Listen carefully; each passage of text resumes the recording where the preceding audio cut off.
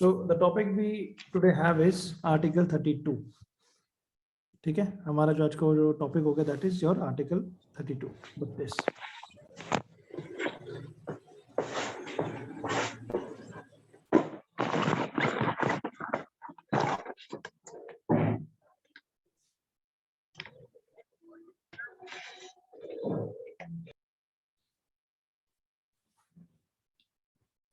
all right. The article we have is Article 32. Article 32 बात करता है रिट्स की. It talks about writs. ठीक है, मैंने आपको एक चीज जाके बताई थी आर्टिकल 13. ठीक है ना, आर्टिकल 13 मैंने कहा था कि जब आर्टिकल 13 जो है तो थोड़ा सा ध्यान रखना क्योंकि क्वेश्चंस की जो पॉसिबिलिटी है वो यहाँ पे जाके बन जाती है, लेकिन आपको कुछ इसको इसी तरीके से जाके भी देखना होगा.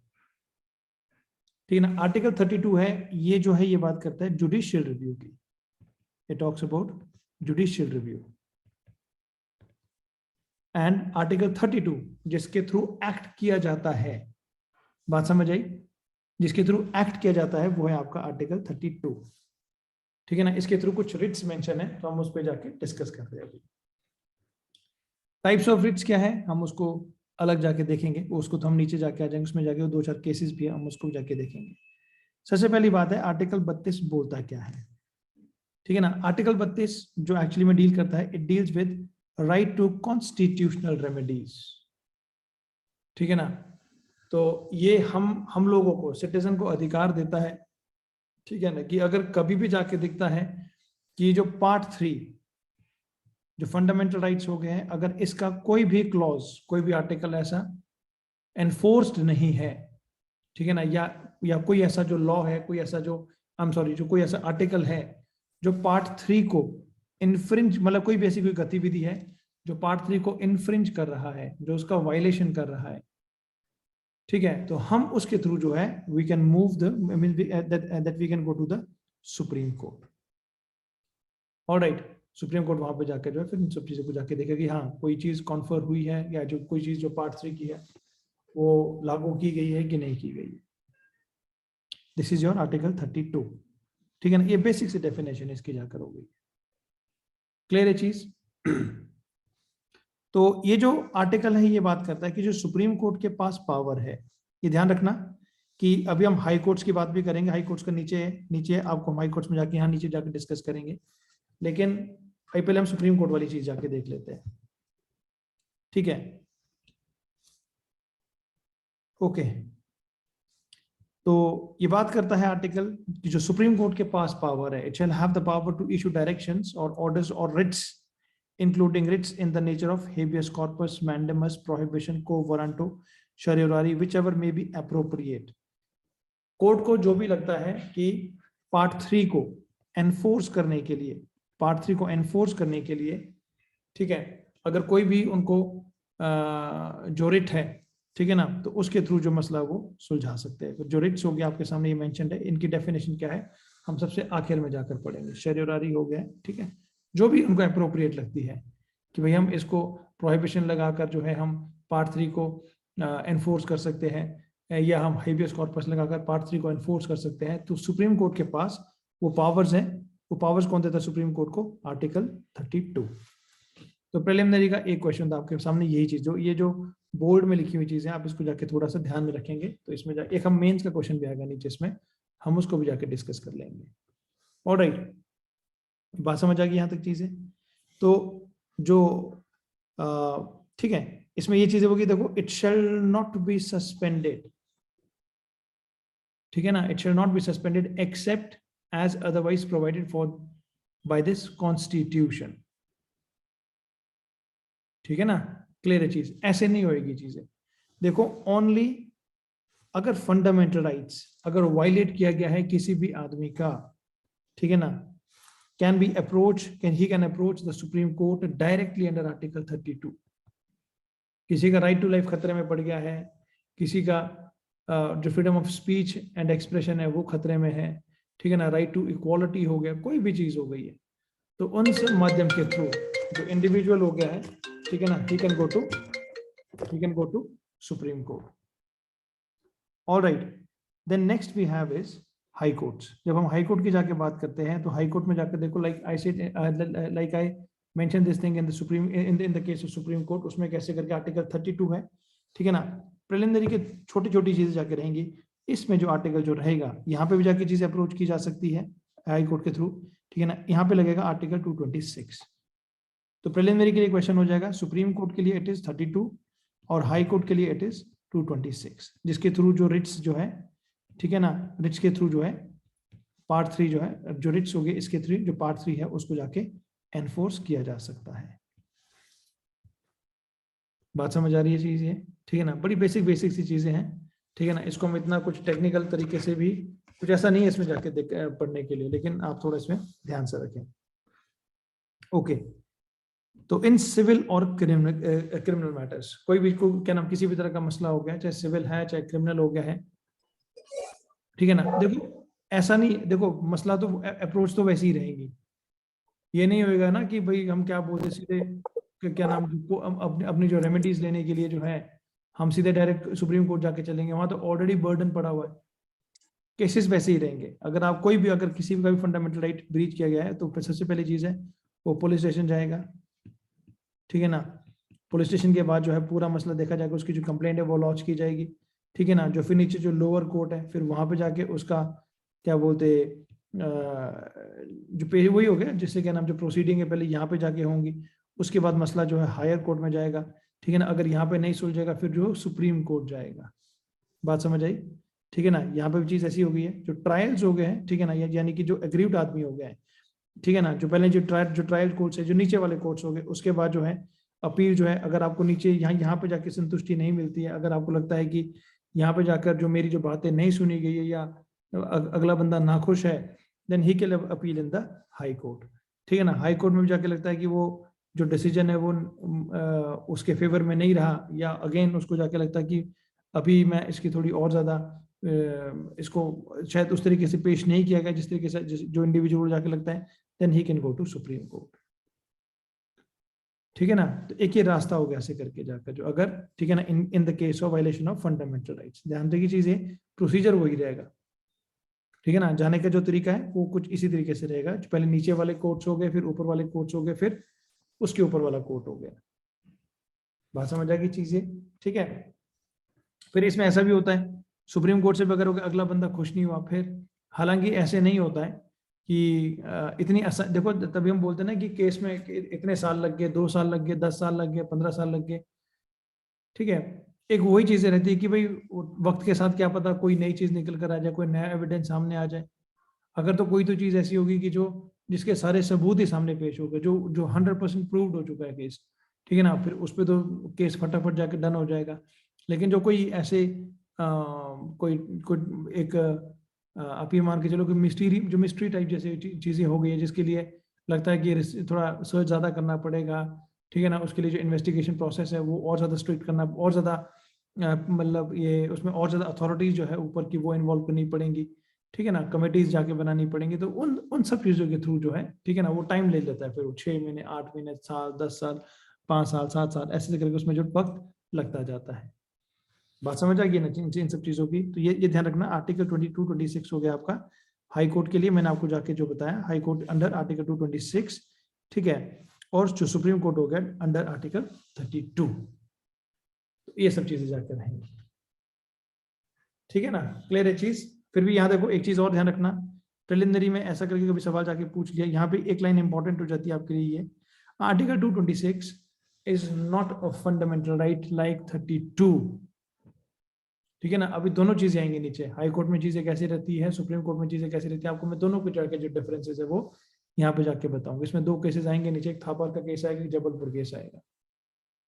और मैंने आपको जाके बोला कि इसमें आपको जो सिर्फ और सिर्फ जो जो गाइडलाइंस हो गई, आई एम सॉरी, जो वर्डिक्ट्स हो गए, आपको सिर्फ उन्हीं पे ही जाके जो ज्यादा फोकस करना होगा।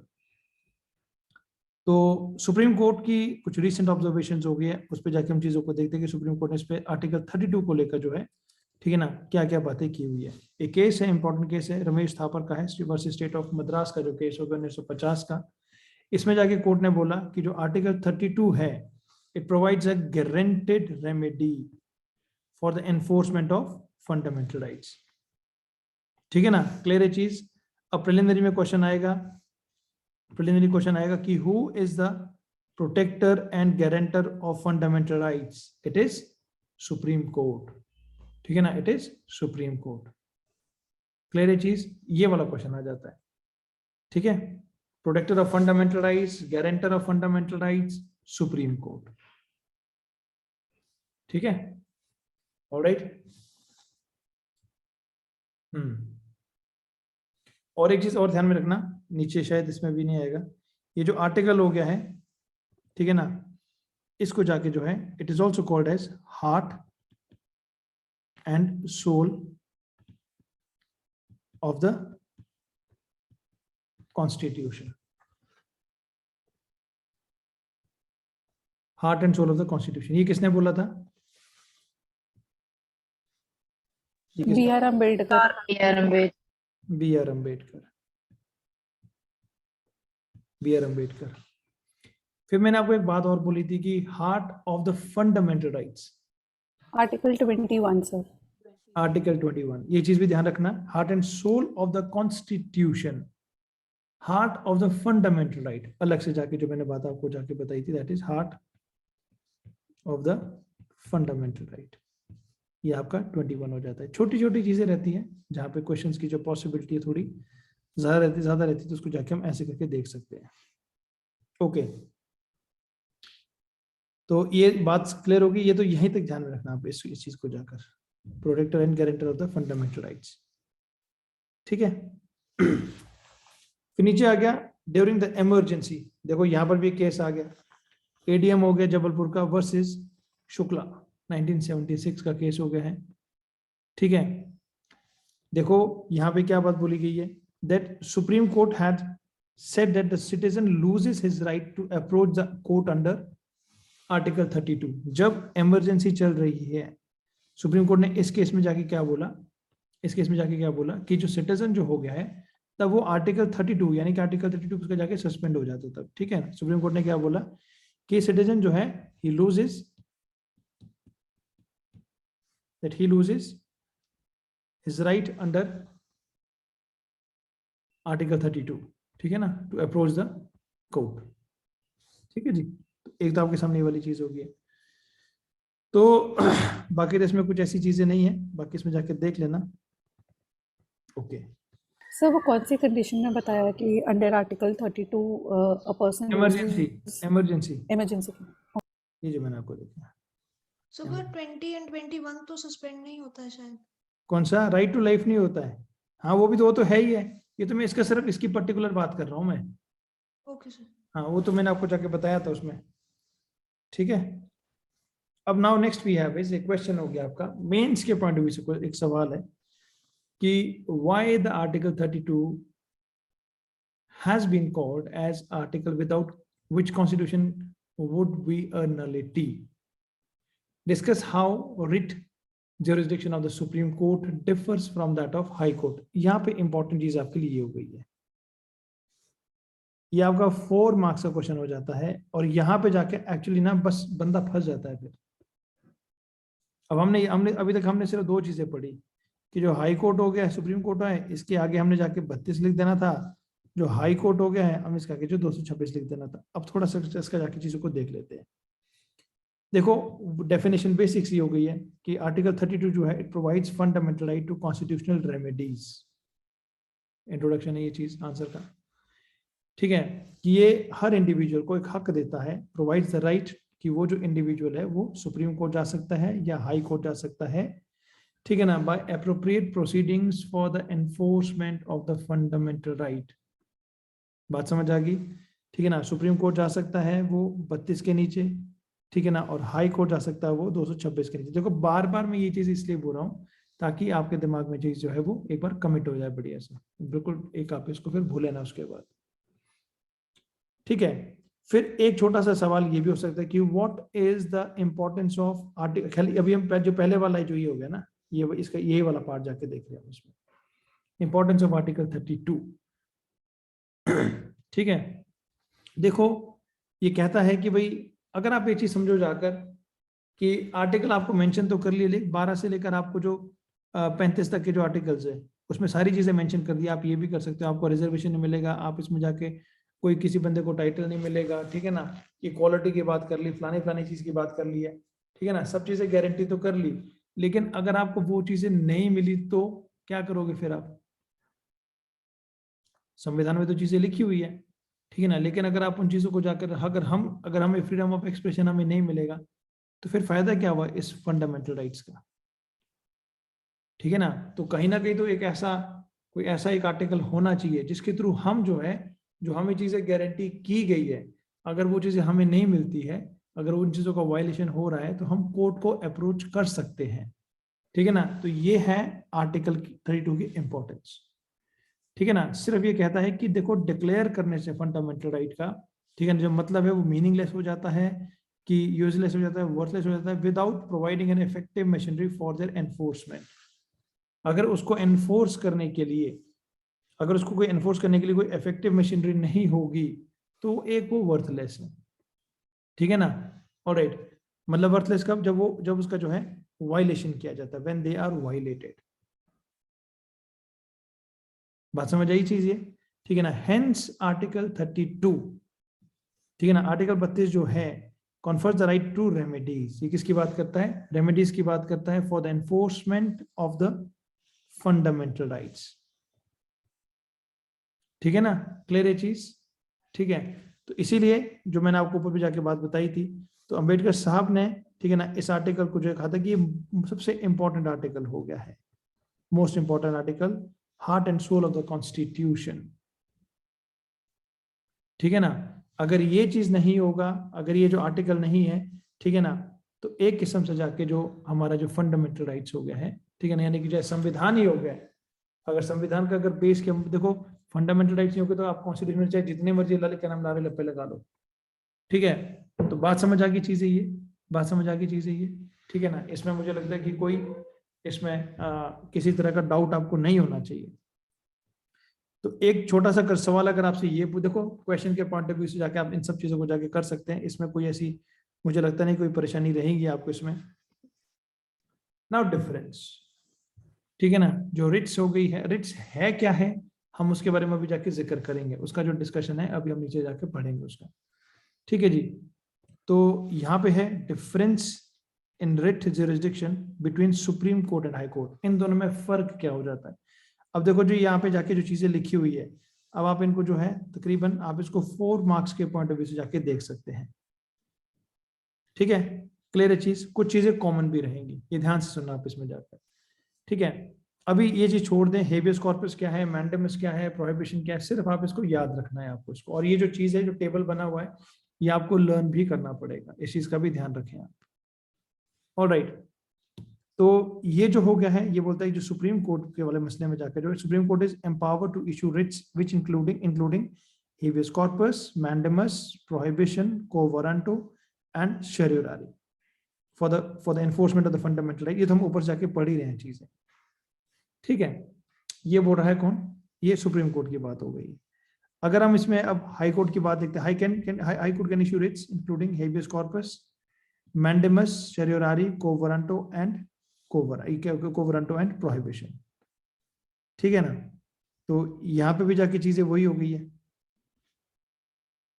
ठीक है ना, 5 की 5 for the enforcement of fundamental rights. ठीक है ना, फॉर एनी अदर पर्पस। यहां देखो एक फर्क आ गया, यहाँ पे जाकर एक फर्क आ गया, यहाँ पे जाकर सिर्फ यहाँ देखो, यहाँ क्या नाम, ये सुप्रीम कोर्ट में क्या लिखा हुआ है? Enforcement of fundamental rights of an aggrieved citizen. ठीक है ना, यहाँ पे क्या लिखा हुआ? Enforcement of the fundamental rights of citizens and for any other purpose. एक छोटा सा डिफरेंस यहाँ पे हो गया। ठीक है ना, क्लियर? फंडामेंटल राइट्स के वायलेशन के मामले में जाकर जो है, इन दोनों में एक चीज कॉमन रहेगी, सुप्रीम कोर्ट और हाई कोर्ट में जाकर। सुप्रीम कोर्ट में कैसे है कि हम जो इस मसले में जाकर, इट हैज ओरिजिनल जुरिसडिक्शन, मतलब कि आप चलो इसका भी हम जाके देखेंगे, जो जो जो क्या नाम, जुरिसडिक्शन का मतलब दायरा जो हो गया। ठीक है ना, यहाँ पे भी जाके जो इट मींस हाई कोर्ट की जब हम बात कर रहे हैं, it also has the original jurisdiction in this regard. ठीक है ना, कि ये एक्चुअली में जाकर, ये आप ये मान के चले कि ये प्राइमरी फोर्स होगी जो इस पे जाकर जो इस मसले को जाकर देखेगा। ठीक है ना, क्लियर है चीज?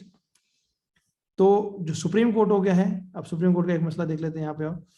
तो can issue Ritz only for the enforcement of the fundamental right and not for other purposes. मैंने यहाँ पे ऊपर क्या बोला आपको, फॉर एनी अदर पर्पस, इसके लिए तो मैंने आपको जाके ये बोला। तो यहाँ पे तो देखो इस बात को थोड़ा सा क्लियर कर दिया गया है कि जो ये देख लेना आप इसमें ना, यहाँ पे क्या लिखा हुआ है, नॉट, इसका जो कीवर्ड हो गया यहाँ पे जाके that is not for other purposes. लेकिन यहाँ पे जाके कैसे करके है, ठीक है ना, वो कर सकता है कैन इशू, ठीक है ना, for any other purpose also.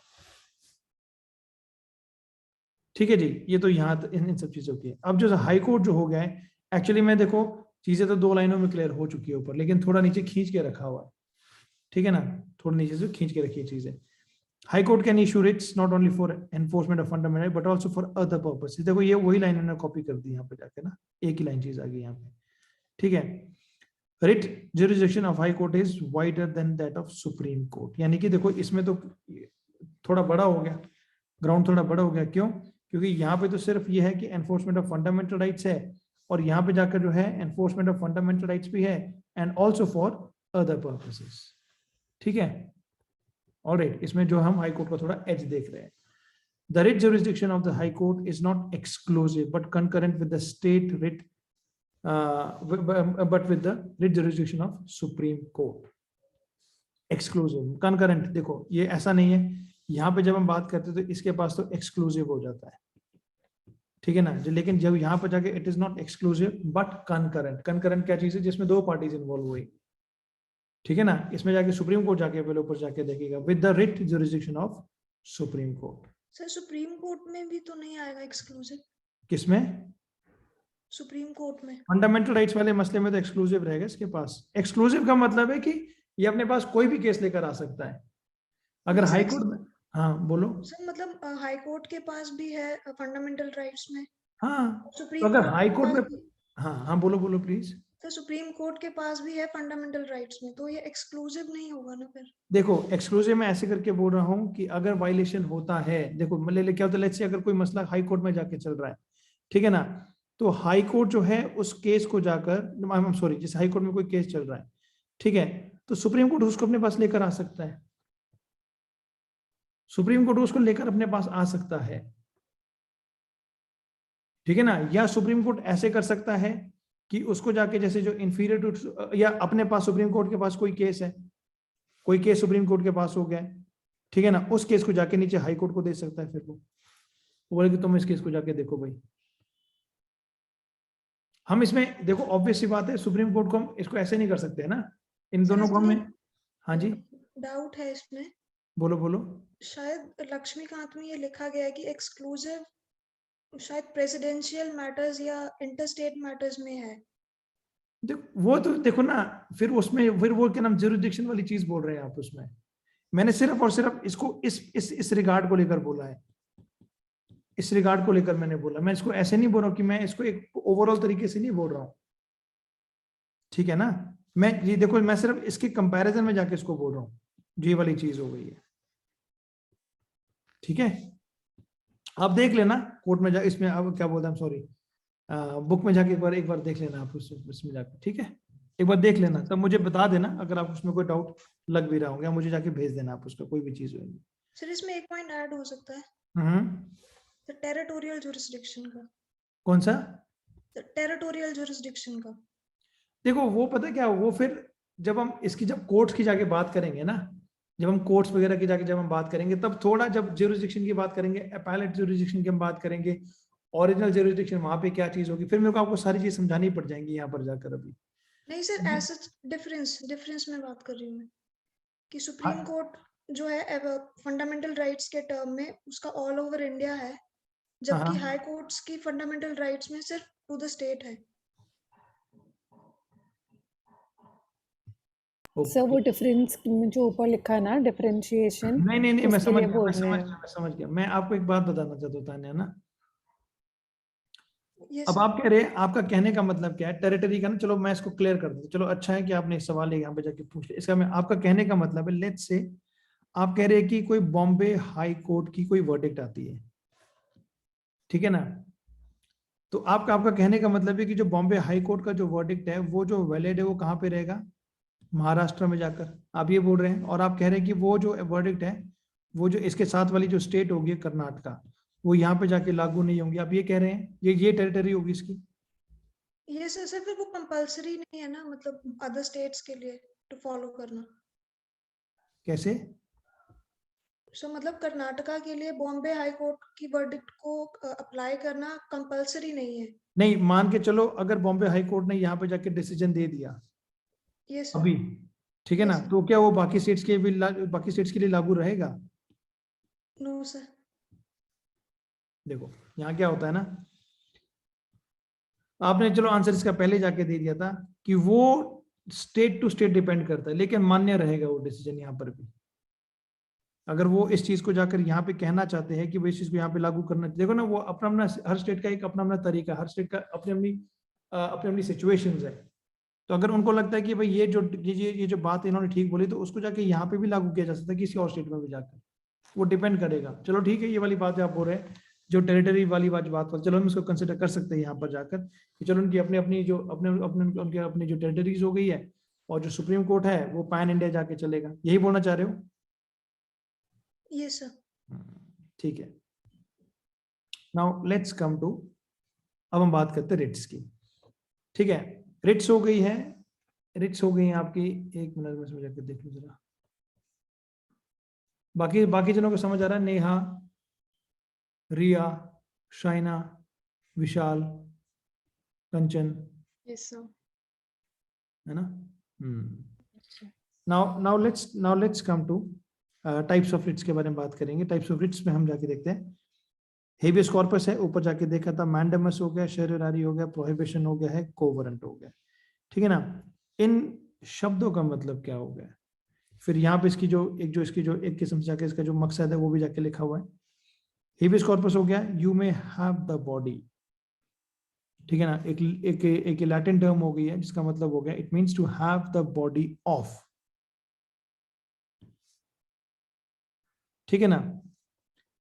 तो इसमें चलो पहले ये इसका देख लेते हैं मीनिंग, ये क्या बोल रहा है। To release a person who has been detained unlawfully whether in prison और इन प्राइवेट कस्टडी। अगर कोई ऐसी सिचुएशन है तो कोर्ट यहाँ पे जाके जो रिट इशू कर सकता है हेबियस कॉर्पस नाम की। ठीक है, तो एक तो ये चीज होगी। अब इसमें थोड़ा सा हम ना थोड़ी दो चार चीजों को और ऐड कर देते हैं इसमें, यहाँ पे लिख देता हूँ मैं इसमें ना, इसमें यहाँ पे जाके लिख देता हूँ, it can be issued against both public authorities and individuals for protecting their liberty. ठीक है ना? ऑलराइट, एक चीज का और ध्यान रखना, अगर डिटेंशन लॉफुल है तो ये लागू नहीं होगा, हेबियस कॉर्पस तब लागू नहीं होगा। ठीक है ना? दोबारा समझा दो। मैंने क्या बोला, अगर किसी को मान के चलो कैद किया गया है और वो लॉफुल है, उसने कोई कानून का उल्लंघन किया है, तो हेबियस कॉर्पस वहां पे जाके लागू नहीं किया जाएगा। बात समझ आई? फिर से बोलो अंजना, समझ आई बात? है ना? हाँ, और एक चीज और होगी, अगर जो डिटेंशन जो है, ठीक है ना, अगर if it is outside the jurisdiction of the court,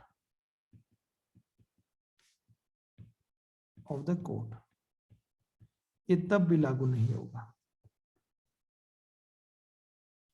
ठीक है ना? क्लियर है चीज?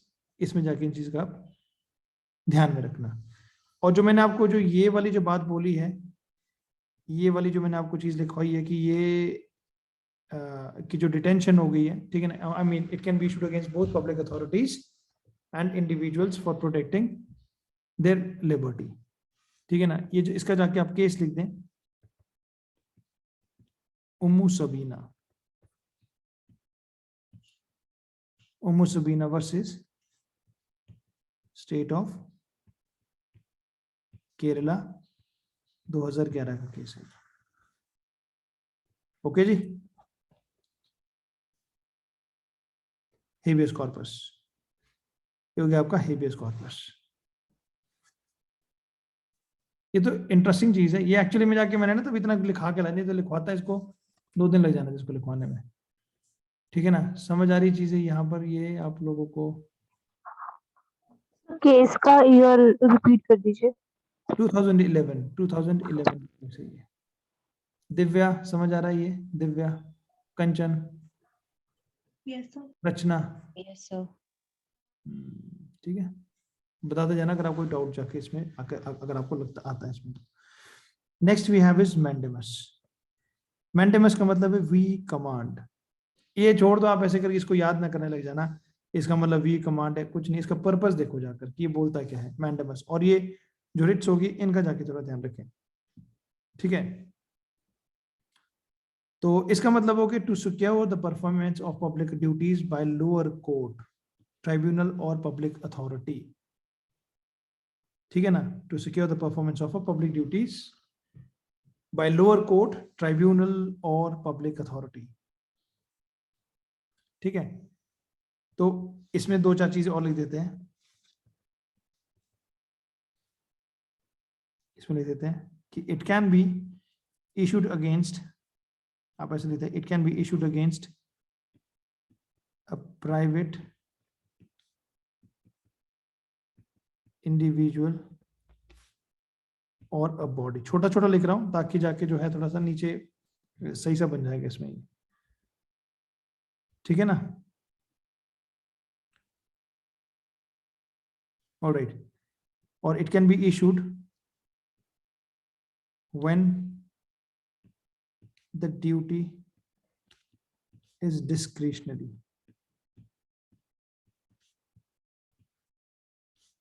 and not mandatory. Mandatory, ठीक है। और एक चीज और है कि it can also be issued against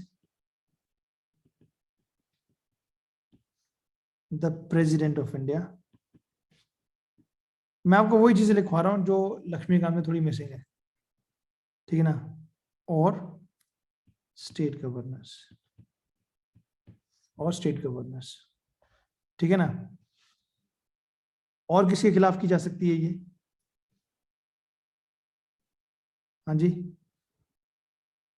chief justice of high court, ठीक है ना। Alright, when actually he is acting in judicial capacity, ये चीज होगी, ठीक है। Okay, now next is शरीरारी।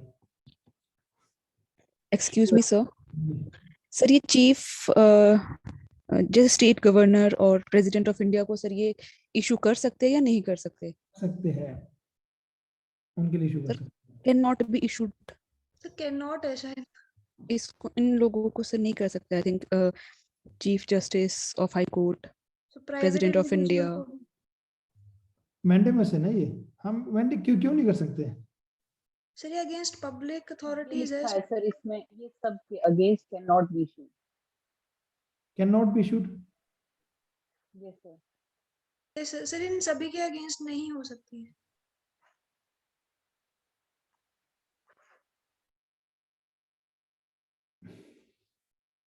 एक मिनट, पब्लिक ड्यूटीज के लिए तो है ये।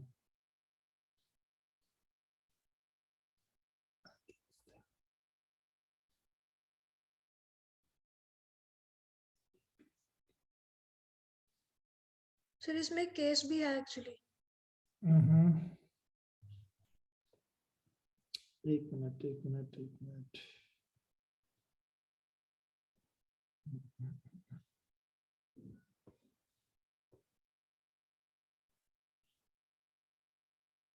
हाई कोर्ट के लिए तो था ये,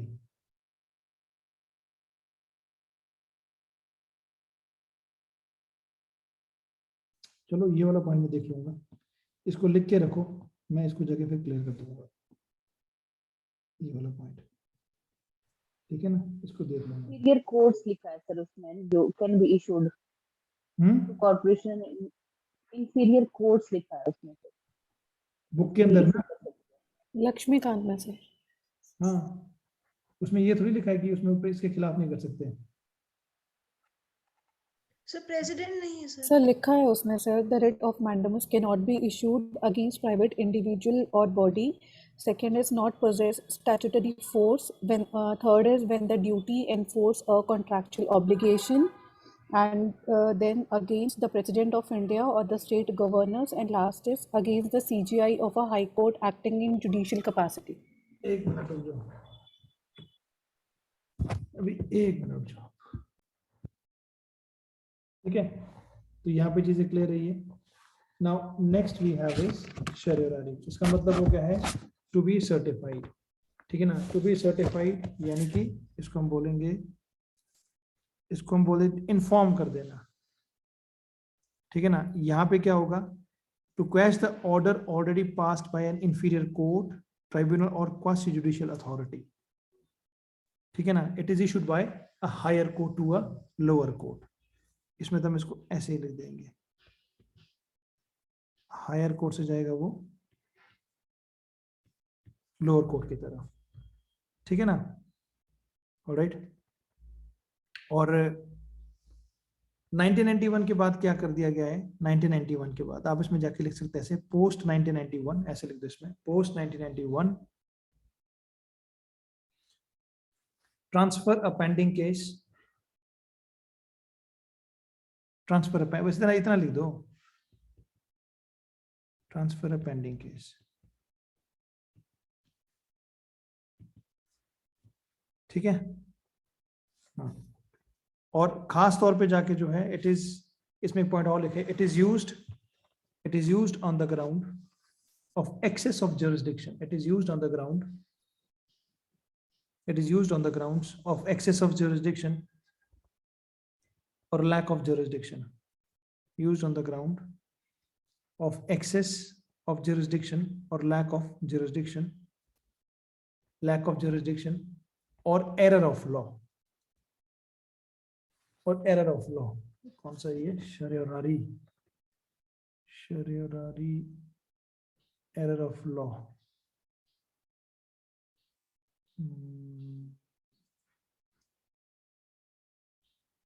ठीक है।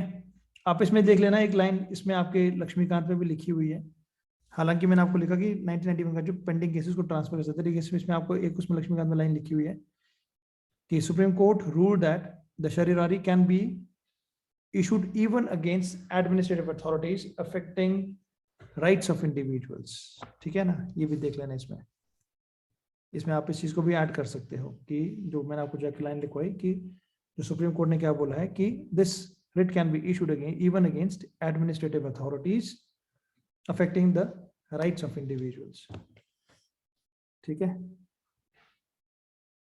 affecting the rights of individuals, okay. Then next we have is prohibition, ठीक है ना, to forbid, इसको हम बोल सकते हैं to forbid, prohibit कर देना, ठीक है। तो prohibit an inferior court from continuing the proceedings in a particular case where it has no jurisdiction to try, ये तो आसान सा है चीज को समझने के लिए, ठीक है ना। और इसमें लिख दे it is not available against administrative authorities,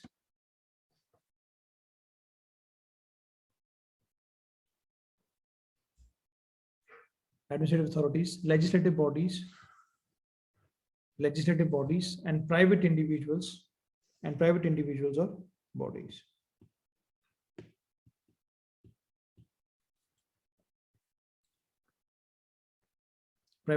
or bodies, ठीक है। फिर हो गया हमारा इसका last, that is quo warranto. Quo warranto, by what authority or warrant, what is your authority. ठीक है, तो ये to restrain a person from holding a public office which he is not entitled to। ठीक है, अब कोई बंदा है, किसी ने किसी मतलब कि कोई उसके पास उसने कोई अथॉरिटी अपने पास ले ली है, ठीक है ना, तो उसकी जो है जो लीगैलिटी हो गई है, ठीक है ना, उसके लिए जाके देखेगा ये चीज। ठीक है ना, ये क्या करता है, it inquire into a legality of claim of a person to a public office।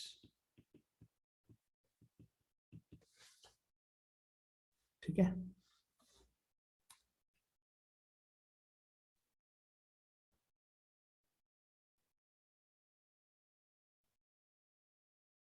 Alright.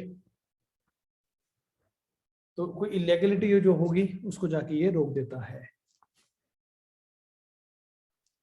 Done. तो ये थी हमारी जो रिट्स हो गई है, we are done with writs. इसमें कुछ और था भी नहीं करने के लिए, इसमें जाकर देख लेना जो क्वेश्चन है ये, इसमें ये देखो, इसमें एक चीज ये इंपॉर्टेंट है जो मैंने आपको डिफरेंसेस जाके बताए, इसमें जो क्वेश्चन है ये इंपॉर्टेंट हो जाता है। ठीक है ना, कोड इसमें केसेस देख लेना, 2 केसेस जाके बताए थे, तो ये सब चीजें है बस इसमें जाकर, बाकी इसमें कुछ ऐसा नहीं है। ये पढ़ लेना जरूर, बस ये बहुत इंपॉर्टेंट है चीज है। ठीक है, डन। तो अब इसके बाद जो है हमारे 32 हो गए, 33, 34, 35। ठीक है ना, उसमें कुछ ऐसी चीजें नहीं है, जैसे आर्टिकल देखो खुद पढ़ लेना प्लीज। ठीक है, इसके बाद जाकर तीनों में जाकर कुछ ऐसा कोई चीज नहीं दे रखी है। ठीक है ना, 33 में जो है, इसमें क्या होता है कि जो आर्म्ड फोर्सेस हो गई है, पैरामिलिट्री फोर्सेस हो गई है, पुलिस फोर्सेस हो गई है, ठीक है ना, हमारी जो फोर्सेस हो गई है, उनके जो फंडामेंटल राइट्स है वो रिस्ट्रिक्ट किए जाते हैं। ठीक है ना, क्यों? ताकि अपनी ड्यूटी को परफॉर्म कर सके वो। बात समझ आ गई चीजें? ठीक है ना, आर्टिकल 33 में ये सब चीजें हो गई है। बाकी आपने इसमें कुछ ऐसी कोई क्या बोलते जो चीज़ है वो इसमें ऐसा कुछ है भी नहीं है, उसमें क्वेश्चन की पॉसिबिलिटी भी कम है, लेकिन ये ध्यान रखना कि ये अथॉरिटीज के लिए हो जाता है, वहां पे जाके उनकी जो फंडामेंटल राइट्स है उनको रिस्ट्रिक्ट कर लिया जाता है। ठीक है ना, क्लियर? और 34 जो हो गया है, 34 बात करता है कि जो it means it provides restriction on the fundamental rights जब मार्शल लॉ जो है वो फोर्स में होता है किसी पर्टिकुलर टेरिटरी में जाकर। ठीक है ना, मार्शल लॉ जो है एक किसी पर्टिकुलर एरिया में जाकर जब लगाया जाता है, ठीक है, तो फिर वहां पे जाके जो फंडामेंटल राइट्स है, ठीक है ना, ये क्या नाम इसको जो पार्लियामेंट इसको जाके एम्पावर करता है कि क्या बोलते उसका उस जगह का जो मतलब वहां पे वो जो है जो कुछ फंडामेंटल राइट्स सस्पेंड हो जाएंगे। ठीक है ना, और यहाँ पे जाकर जो है फिर अथॉरिटीज भेजी जाएंगी उस एरिया के लॉ एंड ऑर्डर को मेंटेन करने के लिए, वो सब चीजें जाती हो जाएंगी।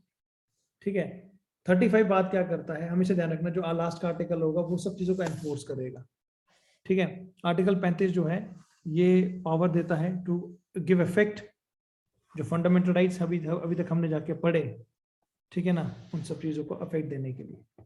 कुछ ऐसा नहीं है इसमें जाकर, ये नहीं है कि मैंने इसमें जाकर कुछ ज्यादा कोई एक्स्ट्रा चीज होती बताने के लिए, मैं आपके साथ जरूर इनको जाकर डिस्कस करता। ठीक है ना, लेकिन एक एक दो लाइनों वाली चीजें हैं तो इनको जाके आप एक बार खुद देख लेना। ओके, तो ये हमारे यहाँ पे जाके जो फंडामेंटल राइट्स है वो डन हो गए हैं। नाउ आफ्टर फंडामेंटल राइट्स हमारा अब यहाँ से टॉपिक जो है बिल्कुल फटाफट खत्म हो जाएंगे। मैंने आपको कहा था कि 8 से 10-12 क्लासेस मैक्सिमम इसमें जाके लूंगा मैं, मेरा ये टारगेट था इस महीने का था कि मैं जो पॉलिटी की जो क्लासेस है आपकी इसमें जाके खत्म कर दूंगा। ठीक है ना, हम कल भी जाकर पॉलिटी की क्लास करेंगे। ठीक है ना, कल छुट्टी है आपकी, कल सैटरडे है अंजना जी? Yes sir. कोई और तो नहीं है, कात्या नहीं आपका? दफ्तर कल चल रहा है? अच्छा अच्छा, अब तो ऑनलाइन है ना? लॉकडाउन से ज्यादा फायदे में मैं ही हूँ। ठीक है फायदा लो। तो